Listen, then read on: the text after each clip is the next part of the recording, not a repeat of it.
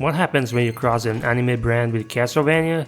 You get Shaman King, Master of Spirits, on the Game Boy Advance. But I'd rather talk about Record of Lodoss War, Deedlit in Wonder Labyrinth. This game probably flew under the radar of a lot of Metroidvania fans. Okay, let me be blunt. I don't like that term. I think it's applied way too broadly to games that are way too different and only have connected 2D maps in common. But I'm gonna use it in this video, just for you. You control Deedlit, a high elf from the spirit world with magic abilities and proficiency with bows and swords, who finds herself suddenly awakening inside a mysterious labyrinth full of people and creatures she met in the past, even some which are supposed to be dead. Why is she here and what does she have to do to escape is something you have to find out for yourself. This is a very short game, so I can't spoil much else. The story seems to take place between the end of the Black Knight novel and right before the beginning of the Crown of the Covenant. So it's an original plot for the game itself, adding a bit of extra development for the High Elf. That's the extent of what I know. I have only ever seen a couple of episodes of a Lodoss War original animation video. I'm not an expert. If you're a fan of the novel series or other anime based on the novels, you already know way more than I do about the franchise. And you will definitely have a better grasp of what's going on with the other characters and their motivations, because this game writes its dialogue under the assumption that the player is well versed in Record of Lodoss War. There's no lore codex explaining to you who the characters are and what any unique terms mean. So yeah, this is a Metroidvania style game. Definitely a lot more Castlevania, Symphony of the Night in particular.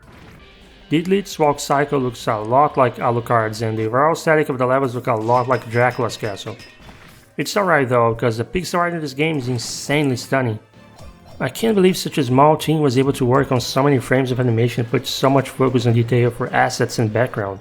Only problem with the graphics is that using magic during boss fights made me lose sight of my position and things I had to avoid very often.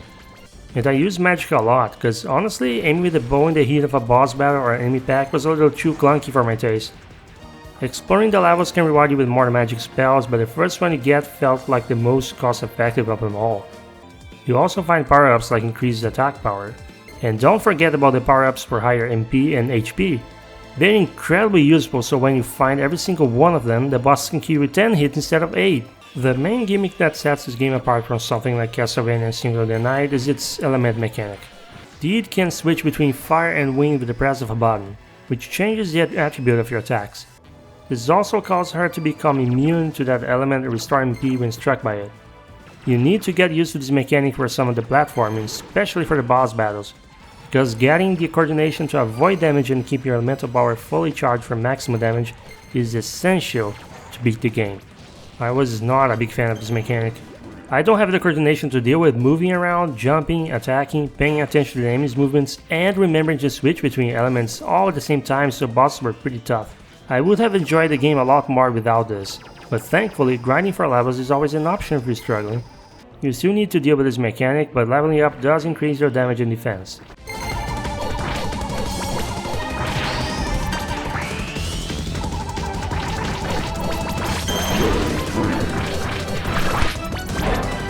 There's a good variety of weapons, all with different attack range, speed, and a few with special attributes. This applies to the bows too.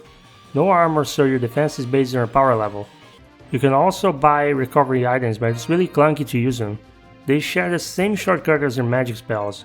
In the end, I just never use any, which is pretty safe anyway since if your element is at maximum charge, your HP will recover over time. The music is great. Not as memorable as Castlevania, but definitely still reminded me a lot of the Nintendo DS Castlevanias. Before you ask, no, it was not composed by Michiru Yamane.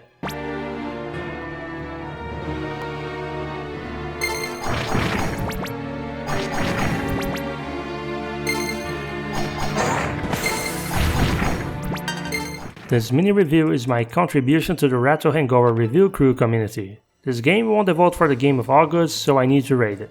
Game Over Hell gives Record of Lodoss War, Deedlit in Wonder Labyrinth the final rating of 8 out of 10. Like I said before, it's a very short game. I'm a sicko who likes grinding a lot and even I didn't clock more than 10 hours. It's not very difficult, we're just trying to reach the end, and I have a hard time imagining anyone who likes Castlevania or Metroidvania games won't enjoy this. but the Ikaruga style mechanic will be hit or miss depending on the player, and the linearity and very small amount of optional upgrades in secret rooms make the experience rather short-lived for what is supposed to be a $25 Metroidvania experience. Thank you for watching.